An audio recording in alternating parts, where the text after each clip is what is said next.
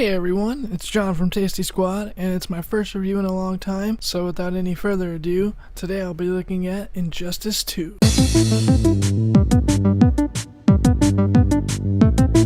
First things first, let's talk about the story. Now, I really loved the story of Injustice 2. Unlike the first game, this one doesn't pussy out with the whole multi-universes gimmick. This time, the plot all stays within its own universe, so the stakes are much higher. Following the end of the first game, the regime has been disbanded, Batman is trying to slowly put the world back to the way it was, and Superman is behind bars. All seems to be going well. That is, until Gorilla Grodd seems to be stirring up some trouble. Upon further investigation, you learn he isn't working alone, but with the super powerful, intelligent fuckface that blew up Krypton, known as Brainiac. He's on his way to Earth to finish what he started years ago on Krypton by killing Superman. Tensions thicken as the decision on whether or not to let Superman out to help fight the threat. Like I said at the beginning, I really enjoyed the story. It wasn't just, oh, we need Superman, let him go so he can beat Brainiac and everything will go back to the way it was before the events of the first game, yay! No, the plot unfolds with some shocking twists and turns. Also, the ending will really surprise you. All in all, I love the story, and I think it was actually the best part of the entire game.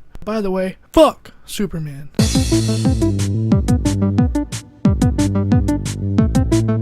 But enough about the story, now let's get on with gameplay. Now of course Injustice 2 plays almost exactly like the first one. In fact, if the characters were in the first game, they do play the exact same. I'm not even joking, they have the exact same combos as before, which is something I really enjoyed for reasons I don't understand. Of course I played as some of the new characters like Blue Beetle and whatnot, and I really did enjoy them. However, when it comes to game mode, obviously there's the story. Like past NetherRealms titles, you play as a character per chapter, except this time around there are a few chapters where you get to choose between two characters to play as. This, however, in no way affects the story at all. Although doing this will make you have to go back and play the other character's side in order to get 100% story completion.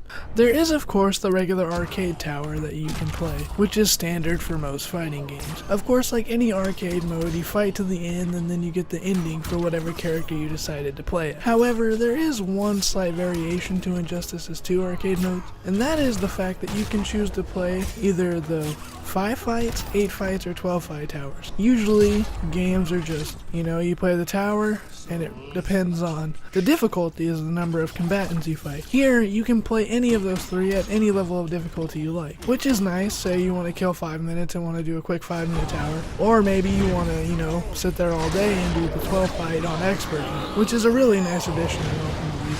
There's also the new Multiverse mode, which is this game's version of Challenge Towers. Each multiverse has unique conditions for their battles, making them feel different from the regular one-on-one fights. For some reason though, each of the multiverses has a time limit for you to complete them by. I don't really understand this move by NetherRealms. It just makes it feel like you're always going to miss out on a mode you might want to play, especially since the time to do each multiverse ranges dramatically. I only played a few of the multiverses because honestly, it really annoyed me that they're time limited, and I honestly just like doing the regular one-on-one fights.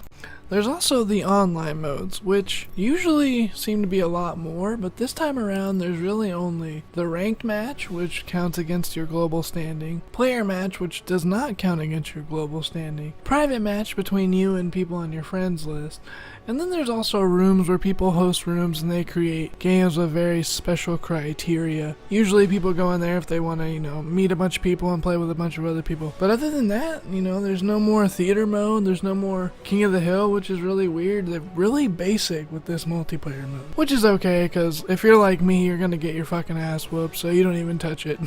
A new feature of Injustice 2 is obtaining and equipping gear to your favorite heroes. For beating any mode, you get loot boxes and can open them up and hope you get cool stuff. I like that I can customize my favorite heroes, and not only does the gear look cool, but it does also improve the stats as well. However, I can't forgive the fact that you can actually pay real money and get all the best loot boxes if you want. Unlocking gear and improving your characters while making them look the way you want is fine, but please, can we get microtransactions the fuck out of video games? Please, for fuck's sakes. Also, $40 for 9 characters? That's insane. That's 2/3 of a whole other game. Get the fuck out of here.